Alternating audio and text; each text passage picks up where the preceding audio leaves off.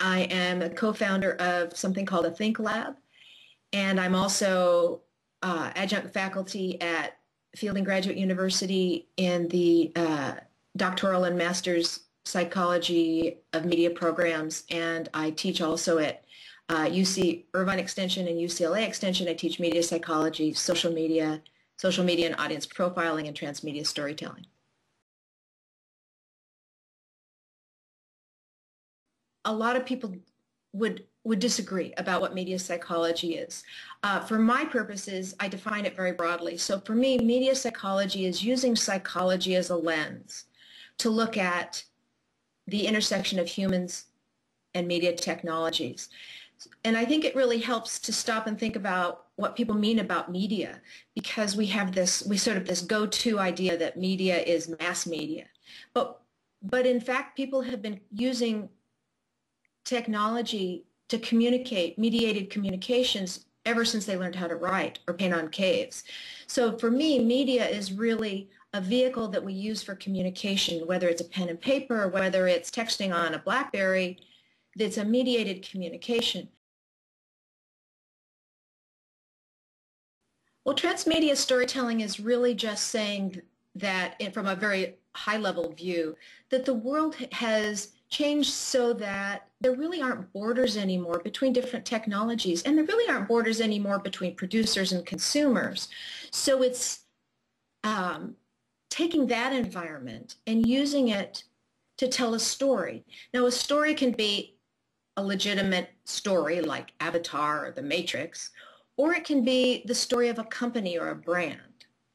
But the idea is that you use different pieces of media to build this very rich tableau. But each piece of media has a separate part and a distinct and satisfying part of the story. So you really have this opportunity to weave this very rich experiential story. And because of the current technology, it becomes very interactive. So it becomes very participatory, so that the audience actually becomes a participant and a content producer. Well, I think people have, let me come at that from two ways. One is, I think people are all of a sudden kind of aware that there's all this technology. Before, people had this illusion that media was over there and we were over here, and so they didn't worry about that interaction very much. I think that was kind of a false assumption, but nevertheless,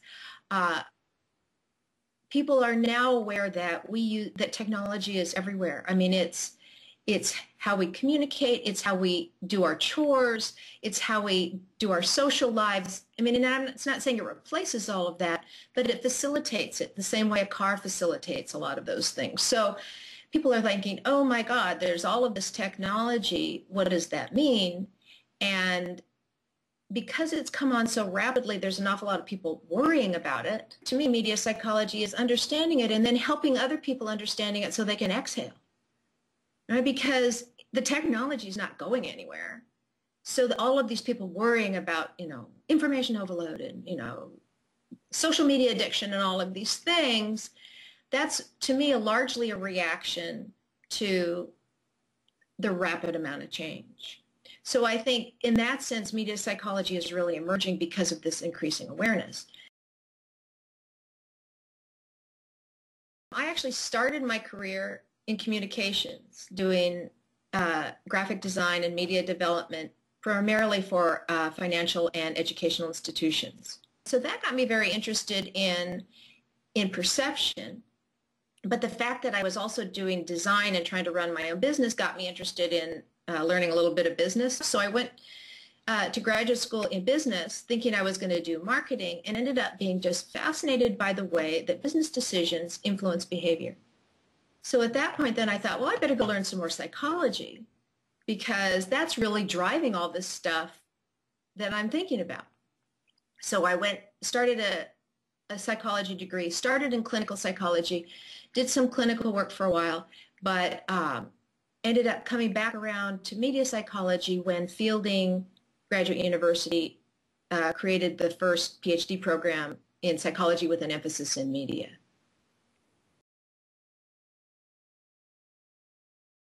Some of the things that we look at are in product development. So we will do research and assessment throughout the development phase of if you're making a website for 4 to 6-year-olds.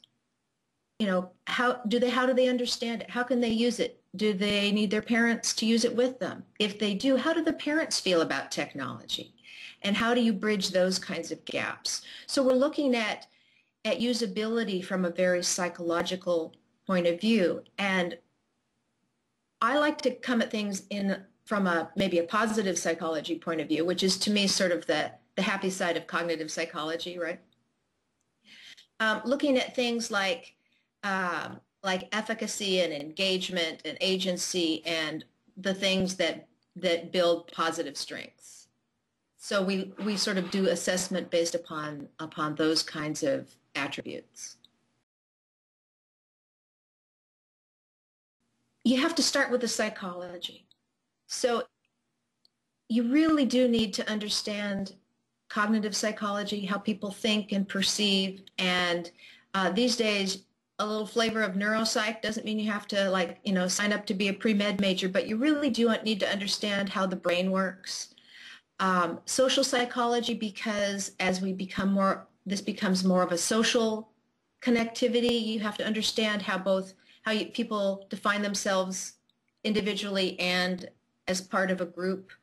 And if you're really going to work with people, you really need some developmental psychology, because you have to understand how people change, and not just little children and those sort of cognitive developmental stages, but just the whole lifespan and the different, Erickson's tasks across the lifespan, the different things that people are concerned about in that sort of developmental arc.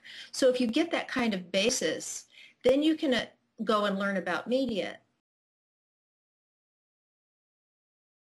What I would suggest is that if people have interests, specific interests, even if they change, set up a Google alert for media psychology. And then just read what people are talking about, or set up a Google alert for transmedia storytelling, or just anything that you think is a sort of interest to you.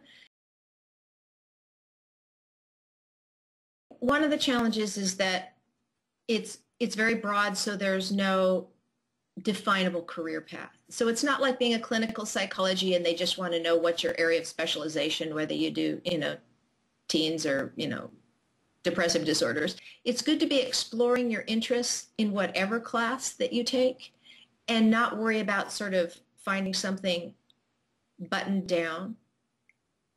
So there's that sort of, you have to decide for yourself kind of challenge. I think psychology is going to be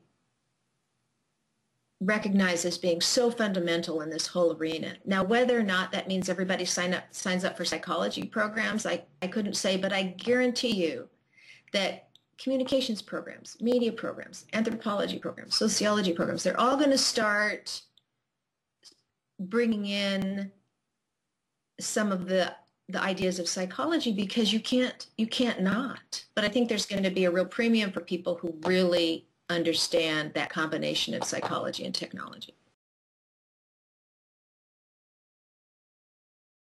I think a couple of ways. One is that sort of using social media to listen to conversations, and following Twitter hashtags.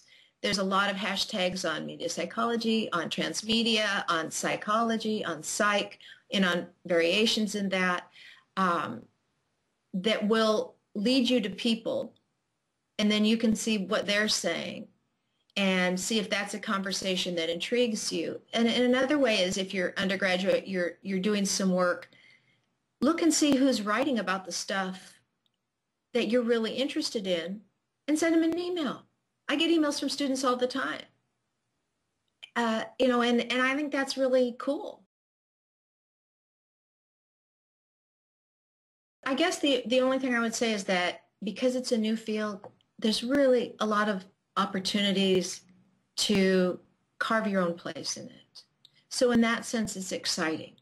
And for people to just keep in mind that psychology is really behind everything that you do. So whether you ultimately want to go and become a film producer or a manager, it's all really matters. So taking psychology, even if even if it's not your major, is just that and accounting are really useful.